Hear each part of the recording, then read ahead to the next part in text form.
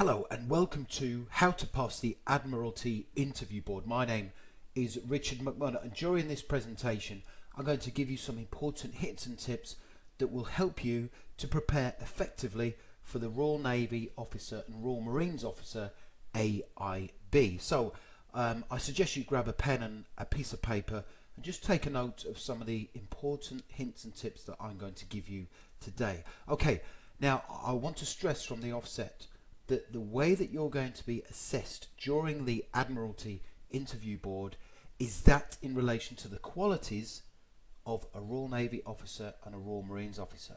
And they are basically looking to see that you have the potential to become an officer. So the reason why the qualities are important to know is basically because if you understand the qualities, then they will be key to your success. You have to demonstrate that you have the potential to become a Royal Navy officer and a Royal Marines officer. And you do that by demonstrating the qualities and attributes of the role, because that is how they're going to assess you.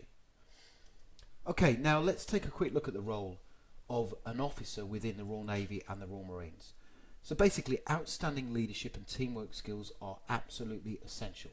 So you have to be able to lead men and women, but you also need to have good team working skills. And I want to stress that during the Admiralty Interview Board you need to demonstrate a sense of urgency at all times when leading a task and also when acting as a team member. So don't just go to the AIB and think I need to demonstrate leadership skills.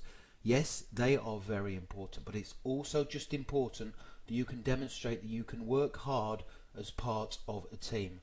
So I would say work hard, demonstrate urgency, and also show a high level of enthusiasm and motivation for being there. Because yes, you know, you're going to be under pressure during the Admiralty Interview Board, but you need to demonstrate those qualities and really show the assessors that you want this really badly.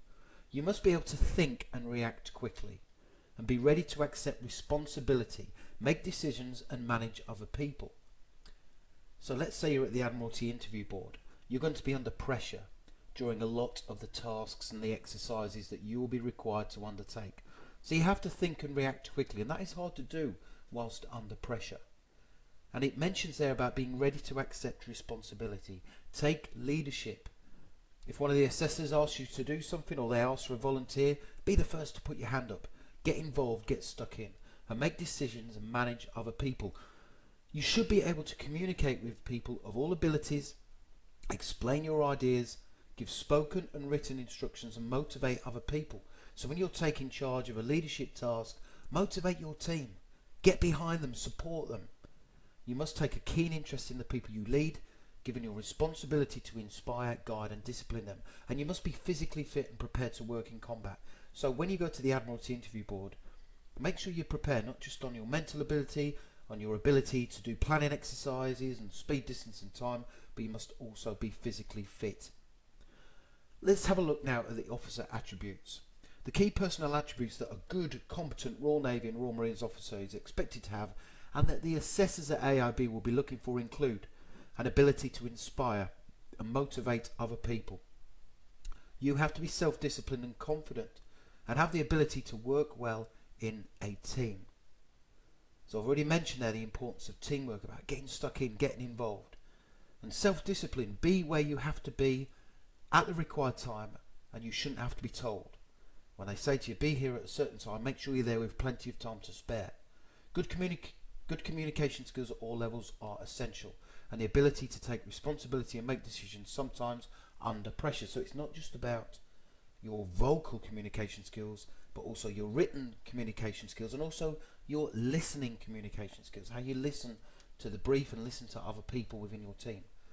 And having the ability to operate advanced technical equipment and a good level of physical and fitness are very important. You obviously need good organisational skills as a leader and a manager, and being prepared to go into combat. So they are the officer attributes. Now let's take a quick look at some information about the Admiralty Interview Board. All potential officers attend a 2-day AIB, and it's based at HMS Sultan in Hampshire. And it's basically so the Royal Navy can see to check to find out if you have got what it takes, and this is called potential. So you don't have to go there and be the finished article, but you do have to demonstrate potential. And over the 2 days, they're going to test you mentally and physically. And the tests are designed to assess whether you have the personal qualities required to become a satisfactory officer after training. Now, there's nothing wrong with going on the internet and going on chat forums to find out the kind of thing that you're going to undergo during the AIB. That is fine, and I would encourage you to do that. However, I would recommend that you concentrate more on demonstrating the qualities and attributes required to become an officer whilst you're at the AIB, because you're going to be assessed against these key areas: effective intelligence, and that's being able to apply a level of intelligence at a certain time in a certain situation. So whether you are involved in the planning exercise or a practical leadership task, you have to apply a certain element of intelligence for that particular scenario, and you're going to have to adapt to each situation. You're going to have to take leadership at certain times, so they will assess you on your leadership skills. So when it comes on to the practical leadership task, for example, you need to take charge, take control of the situation, and lead the men and women in your team. Don't leave it for someone else to do. Make sure you are the person who does it. The powers of communication. Do you have the ability to motivate your team and to speak to them in a forceful manner? Not a bullying manner, but a forceful manner. Project your voice over to your team and lead them. What are your values like? Do you have the values in you of the Royal Navy and the Royal Marines? And I mentioned at the beginning of the presentation about your levels of motivation. Are you keen and enthusiastic? How badly do you want this? Because that will shine through at the Admiralty interview board. Now, the board consists of a number of elements. You'll have to undertake written tests, a 20-minute verbal reasoning test, a 13-minute non-verbal reasoning test, a 25-minute numerical test which covers numerical fluency, reasoning and statistics, a 15-minute speed and accuracy test measuring your concentration and mental agility, a 15-minute spatial orientation test involving directions, relative positions and movement. And you'll also have to undergo a general service knowledge test, and I recommend that you spend plenty of time on the Royal Navy and the Royal Marines websites finding out about where they're serving at the moment, the different commando units, and also keep up to date with current affairs. I recommend that you subscribe to the Week magazine, because that will give you a good appraisal of what's going on around the world in a short sort of magazine format. Or make sure that you get hold of some high quality newspapers and read them every day. Improve your knowledge of kind of things that are going on in the world. You'll also have to undertake an essay. You'll be given 45 minutes to write about a subject chosen from a list of 4 topics.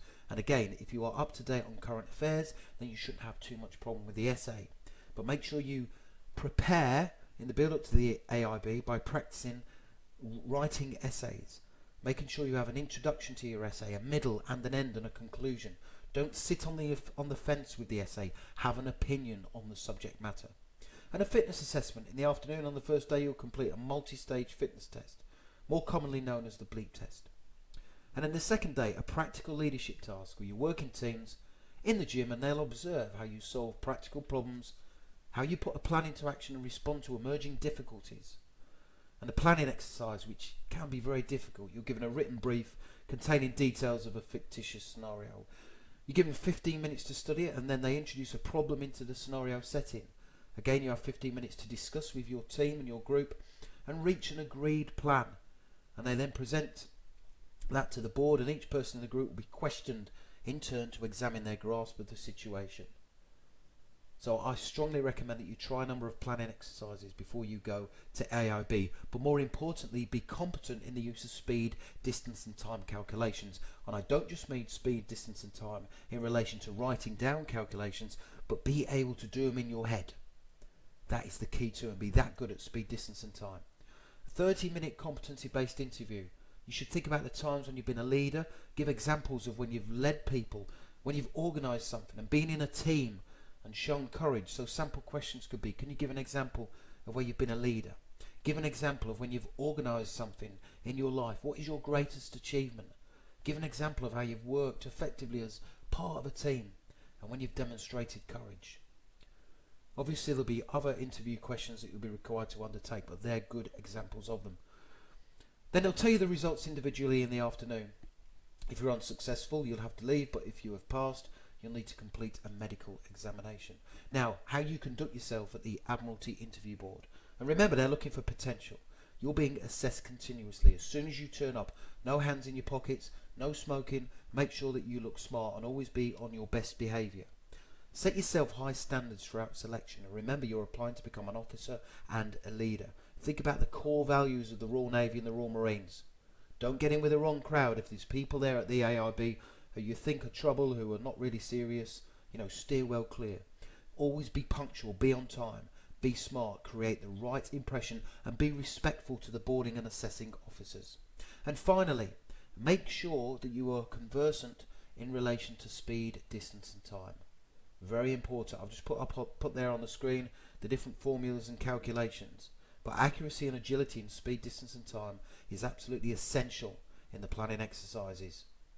Okay, speed equals distance over time, distance equals speed multiplied by time, time equals distance divided by speed. Now thank you for watching. To learn more about how to pass the Royal Navy officer or Royal Marines officer selection process, please go to howtobecome.com. Thank you very much for watching, and I wish you all the very best in your pursuit to joining the Royal Navy as an officer.